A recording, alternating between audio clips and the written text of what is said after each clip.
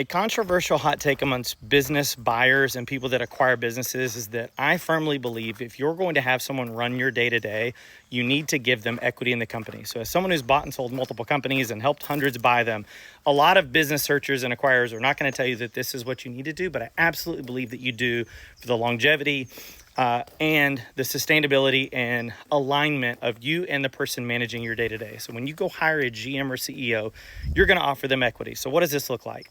Over time, you're going to offer them anywhere between 5 to 15%. I don't really normally go above that. It kind of depends on how much you want to give away, but you're going to give that amount over time if they hit certain goals. So the way that I look at this is when you hire a GM or CEO, you're going to give them base salary. So whatever the market rate is for someone in that business, in that industry, based on your size. And so size of revenue is normally the way to do that.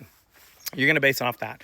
The second thing you're going to do is you're going to start looking at quarterly and annual bonuses that you attached to the long-term strategy. So quarterly task, annual performances, it could be revenue-based, it could be metric-based, it could be task-based. Like sometimes it's hiring a couple of people for my CEO. Sometimes it's bringing in new processes or new softwares. It's really about me thinking of the long-term vision and them being the executioner of that long-term vision. So they have quarterly bonuses and then annual bonuses based on those metrics, based on a percentage of their salary. So now I've got the immediate carrot, which is essentially the base salary. I've got the medium long-term carrot, which is the quarterly and annual bonuses.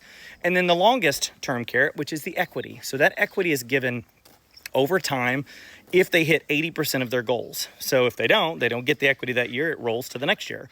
And so I'm going to give all of my CEOs 10% equity over 5 years. So they get 2% equity each year, and that rolls into a total of 10%. So the idea is you want them to go grow it to a $10 million company. So now they become a millionaire, or a $5 million company because now they made $500,000 on top of the salary, on top of the profit sharing.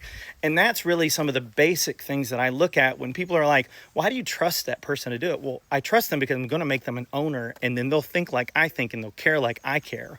And so those are just some of the ways that also can make sure that you incentivize them to stay around, because now they're part owner with you. So those are just some of the key things, and we'll talk about that in my live call today. But let me know if you have any questions on that.